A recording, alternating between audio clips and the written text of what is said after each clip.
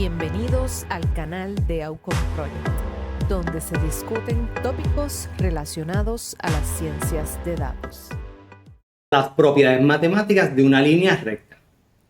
Y una línea recta se puede escribir mediante la ecuación, mi variable predictora,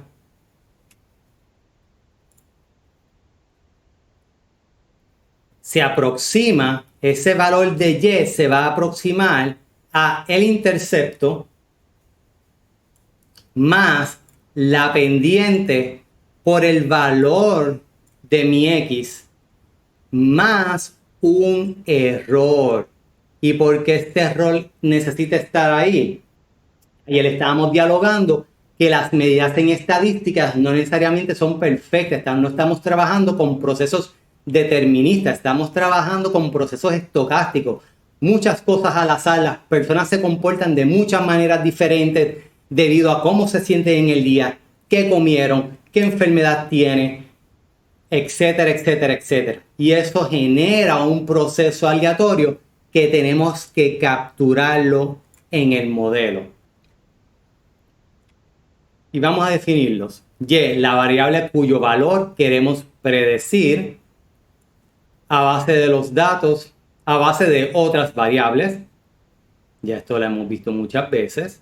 La X y las variables cuyos valores se utilizan para predecir Y. Mírenla aquí. Aquí va la X. Alfa, el intercepto. Parámetro. Cuando hablamos de parámetros, ¿qué significa? Un parámetro de la población. Es un evento que existe en la población, pero lo desconocemos, y como lo desconocemos necesitamos una muestra para poderlo estimar. ¿Ok? El intercepto, miren aquí, es el parámetro de la población por ser estimado y representa el valor de Y cuando X es igual a 0. Cuando X es igual a 0,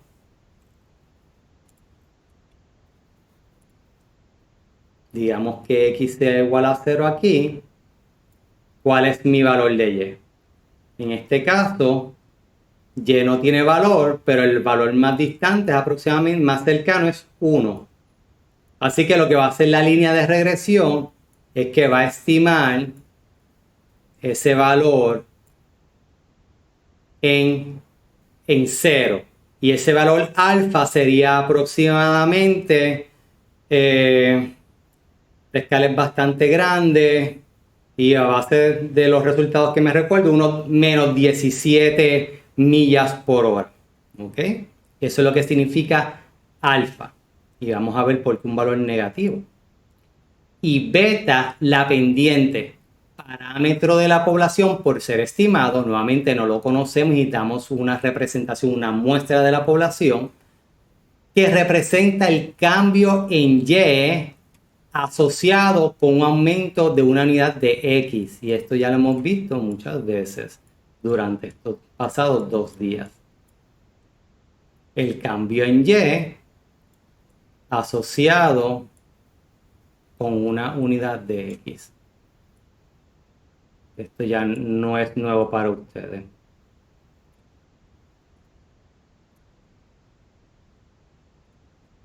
Y así definimos entonces esa función. Ahora nos falta por definir el error. Lo vamos a definir próximamente. Pero antes de definir el error, queremos definir qué es una pendiente. Y podemos calcular la pendiente entre 2 puntos, beta, mi pendiente,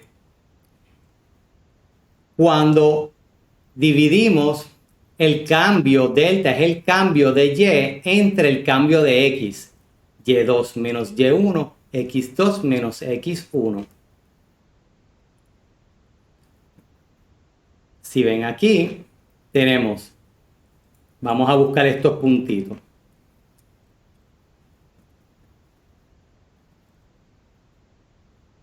Tenemos Y2, 26. Y, 26, 26, aproximadamente por aquí. Y X2, 10. Estamos hablando que es este punto. Ay, esto me está haciendo quedar mal. 26, 26 y 10 dijimos, ¿verdad? Aproximadamente este punto. Y luego entonces Y1, 1 y X1, 2.5. Estamos hablando aproximadamente este punto. Así que computacionalmente agarramos nuestra calculadora, de hecho lo podemos hacer en R, y dividimos Y2 menos Y1 dividido entre X2 menos X1 y me da 3.35570. ¿Okay? Y si yo ejecuto un modelo de regresión lineal con la computadora, miren qué pendiente me da. 3.932, bastante similar. Ahora vamos a tomar otro punto adicional. Y calculamos la pendiente con otra coordenada como referencia.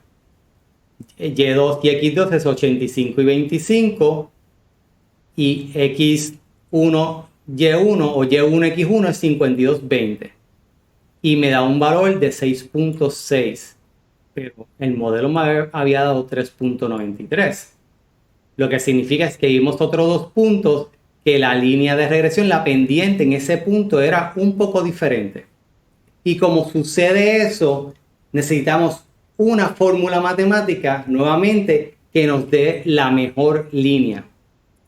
Y vamos a definir qué es la mejor línea. Y para definir cuál es la mejor línea, tenemos que definir el error del modelo. Y el error del modelo se conoce como epsilon. Y va al final. El error del modelo, una variable aleatoria que representa el error que existe al predecir Y a partir de X. Cuando creamos una predicción hay un error y eso lo cuantificamos como epsilon. Como habíamos dialogado ayer, los modelos no son perfectos. Vamos a arreglar esto y hay que buscar el modelo con el menor error. ¿Cuál de estas vamos a utilizar? El error epsilon representa las variables. ¿Por qué puede haber un error? ¿Verdad? Lo que significa esto. ¿Por qué puede haber un error?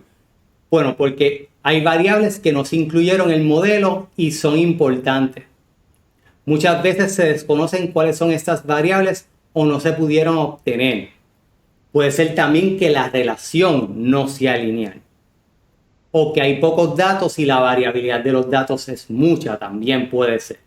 Y esos eventos naturales, esos eventos que ocurren en la vida real, no permiten que nuestro modelo sea perfecto.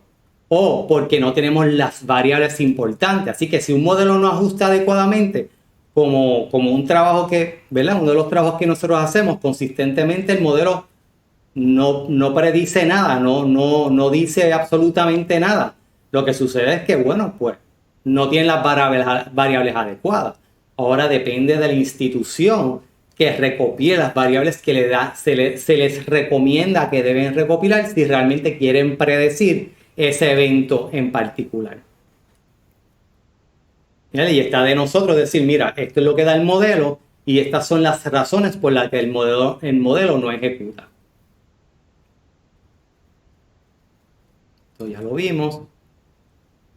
Y esto también. Yo lo puedo borrar para la próxima. Y se recuerdan que mencionamos que Y es un promedio, es el promedio, el valor esperado a unos valores de X. Y esos valores de X en Y se promedian. Pues entonces también podemos obtener el error estándar. Y ese error estándar nos dice la cantidad promedio que la estimación que obtuvimos, ese valor esperado, difiere del valor real.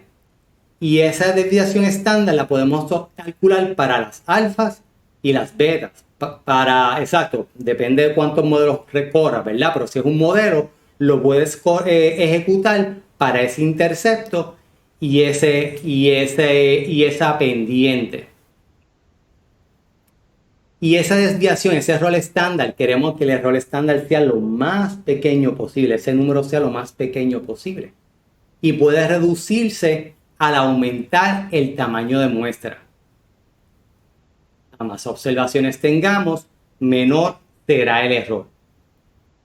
No obstante, si el tamaño de muestra es muy grande, puede ocasionar que las observaciones no sean independientes. Eso es un problema que se llama autocorrelación, correlación entre las observaciones.